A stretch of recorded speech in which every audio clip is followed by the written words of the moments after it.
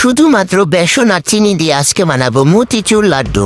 আর আমার এই রেসিপি দেখে যদি তুমি লাড্ডু না বানাতে পারো তাহলে তোমাকে দিয়ে জীবনে কিছুই হবে না।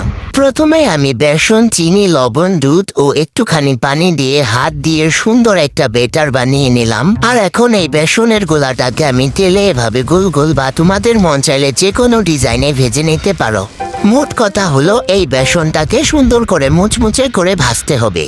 এখন সেই ভাজা বেসনগুলোকে ব্লেন্ডারে গুঁড়ো করে নিলাম। আর এদিকে আমি একটা কড়াইতে চিনি ক্যারামেল বানিয়ে নিচ্ছি। আমি এখানে একটু ফুড কালার ব্যবহার করেছি যাতে কালারটা সুন্দর আসে। আর যখন আমার এই ক্যারামেলটা পুরোপুরি পারফেক্ট হবে তখন আমি সেই বেসনের গুঁড়োটাকে ঢেলে দিব। চুলার তাপ কমিয়ে আমি এখানে বেসন আর চিনির ক্যারামেলটাকে মিশিয়ে নিচ্ছি। এটা মেশানো হলে আমি এখানে দিয়ে দেব কিছু পরিমাণের ঘি। আর ঘি দিলে লাড্ডুর ফ্লেভারটা ভালো আসে। তারপরে আমি বাদামগুলোকে হালকা করে গুঁড়ো করে সেই লাড্ডুর মিশ্রণের উপর দিয়ে দেব। আর এখন বাদাম দিয়ে সুন্দর করে মিশিয়ে তারপরে হাত দিয়ে গোল গোল করেই আমি লাড্ডু বানাতে পারবো। তোমরা চাইলে আজকে এই মতিচুর লাড্ডুগুলো বাসায় বানিয়ে খেতে পারো। আসলে এটা খেতে অনেক মজা।